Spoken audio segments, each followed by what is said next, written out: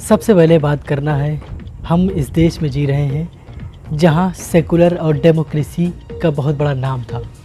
हमारे देश में बाहर के लोग जाने माने बताते थे कि ये देश सेकुलर है और डेमोक्रेसी में है, लेकिन अब हम कहाँ आ गए।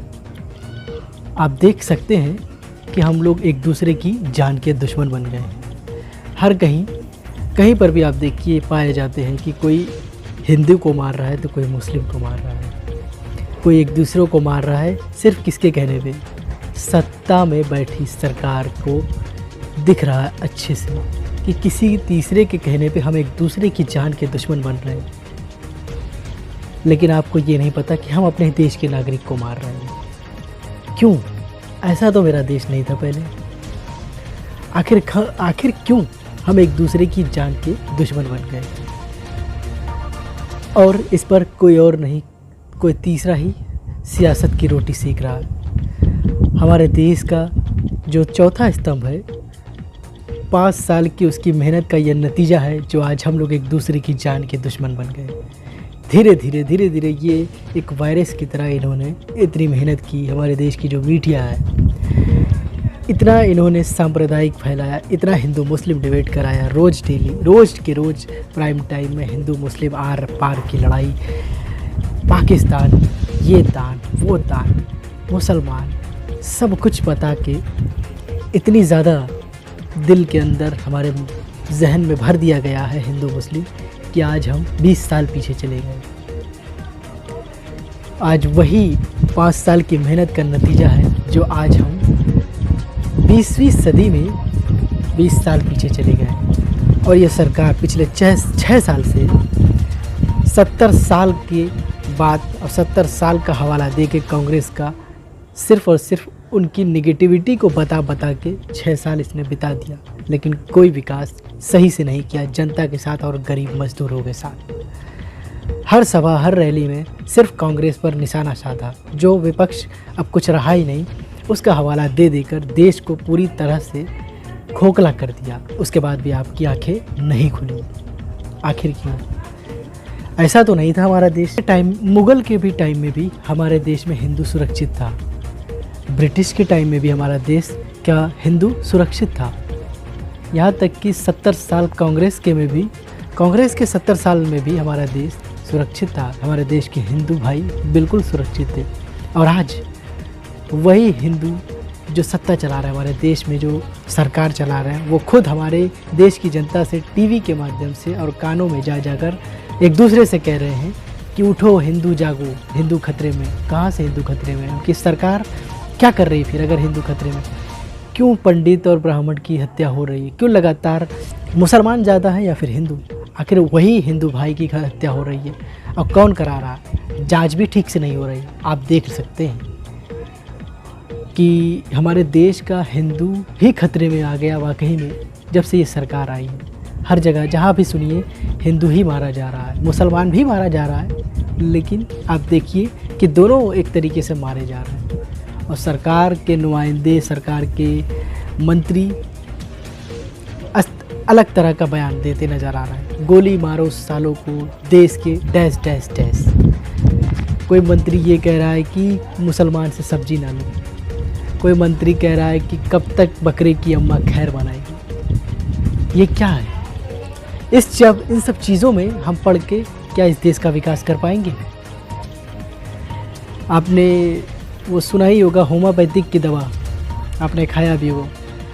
होम्योपैथिक की दवा का ये असर है जो हर 5-5 मिनट पे डॉक्टर कहता है कि ये मीठी गोली 5-5 लेती रहिए तो आपको धीरे धीरे असर होता रहेगा। तो ये वही व्हाट्सएप यूनिवर्सिटी के ज़रिए हर 5-5 मिनट पे एक मैसेज आपको मीठा दिया जाता था, जिसका असर अब होने लगा है धीरे धीरे। आप देख सकते हैं।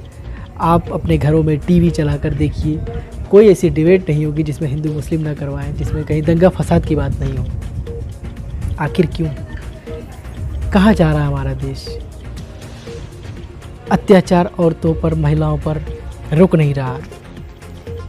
ब्राह्मण पंडितों की हत्या खत्म हो नहीं रही है। मर्डर, बलात्कार हो ही रहा है। दलितों को मारा जा रहा है, उनको उनका हक नहीं दिया जा रहा। मुसलमान को बाइकाट किया जा रहा है। क्या यही विकास है? आपने क्या सोचकर वोट दिया था? आपने तो यही सोच कर दिया था कि ये सबसे सुरक्षित सरकार है और हमारी सेवा करेगी, हमारे लिए सब कुछ करेगी। आपको बड़े बड़े सपने दिखाए थे कि हिंदू राष्ट्र घोषित होगा और हिंदू सुरक्षित रहेगा और राम मंदिर बनेगा, ये बनेगा, वो बनेगा। क्या हो रहा है? आप और हम ही मारे जा रहे हैं कहीं ना कहीं। आए दिन हत्या हो रही है, आप देख सकते हैं।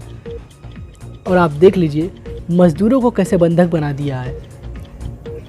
56-57 दिन हो गया आज, मज़दूरों को घर नहीं भेजा जा रहा है, खाना नहीं दिया जा रहा है। और टीवी में और सोशल मीडिया पे लगातार सत्ता में बैठे लोग फैला रहे हैं, बताते जा रहे हैं कि हमने मज़दूरों को ये दिया, मज़दूरों के लिए वो किया, वहाँ किया, यहाँ किया, खाना पहुँचाया, सब कुछ किया। लेकिन कहाँ जा रहा है? जहाँ भी आप ग्राउंड पे जाकर देखिए, कोई मज़दूर ये नहीं कह रहा है कि सरकार से हमें ये फ़ायदा हुआ है, वो फ़ायदा हुआ है।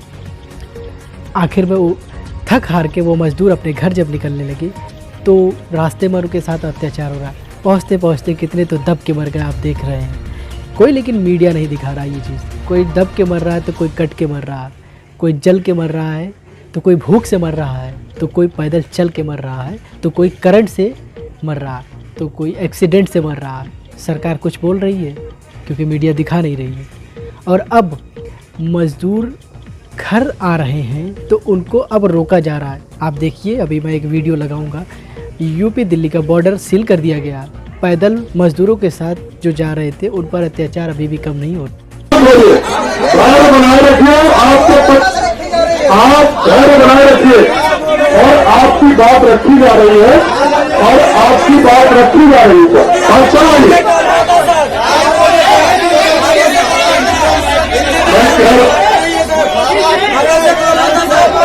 तसल्ली करिए, आप घर बनाए रखिए।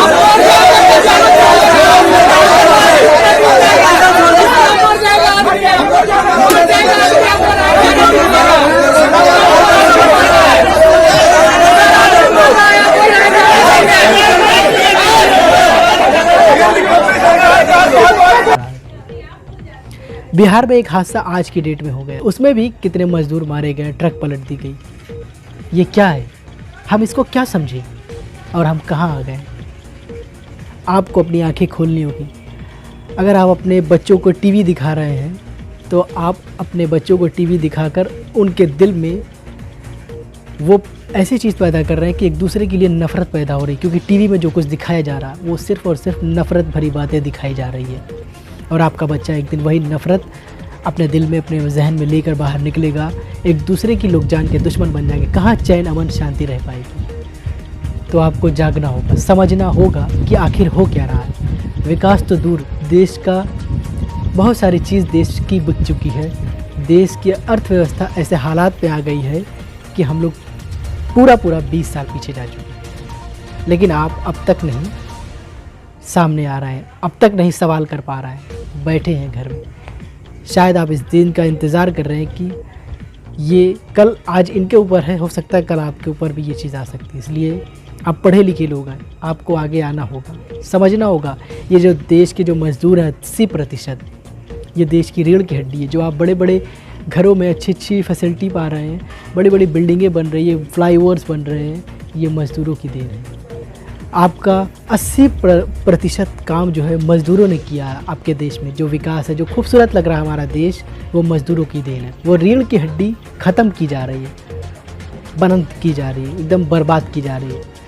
उसके सपोर्ट में आपको आना होगा।